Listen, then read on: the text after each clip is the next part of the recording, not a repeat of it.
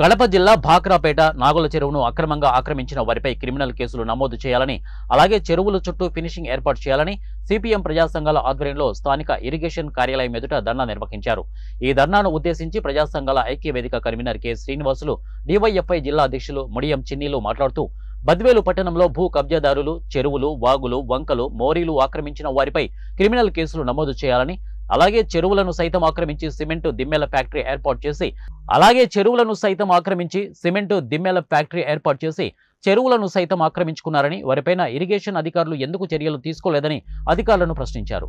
రోజు రోజుకు భూ కబ్జాదారులు పట్టణంలో ఉన్నటువంటి ప్రభుత్వ స్థలాలు, అలాగే కొండను సైతం ఆక్రమించి లక్షలాది రూపాయలు సొమ్ము చేసుకుంటున్నారని, అలాంటి వారిపైన ఇరిగేషన్ అధికారులు మరియు రెవెన్యూ అధికారులు వారిపైన చర్యలు తీసుకుని క్రిమినల్ కేసులు నమోదు చేయాలని తెలిపారు.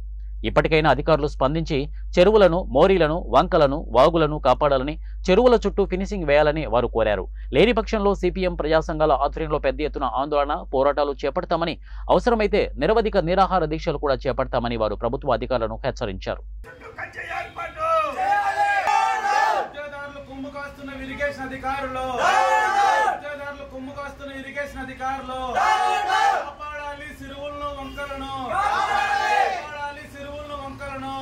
ఎవరైతే ఆక్రమించారో వాళ్ళ కబ్జాదారుల పైన చర్యలు తీసుకోవాలని చెప్పేసి, అవసరమైతే వాళ్ళ మీద క్రిమినల్ కేసులు పెట్టాలని చెప్పేసి కూడా గతంలో చెప్పడం జరిగింది.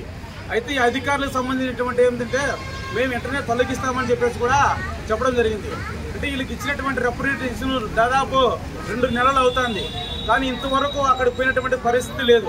మేము ఈరోజు ఇరిగేషన్ అధికారులు ఒకటే చెప్తున్నాం, మీరు నీతి నిజాయితీగా పనిచేసి ఏమన్నా ముడుపుల మొత్తంలో మీరు ఏమన్నా ఉండరో దానికి, లేకపోతే వాళ్ళ కొమ్ము కాస్తామని చెప్పేసి కూడా మీరు క్లియర్గా చెప్పాలా.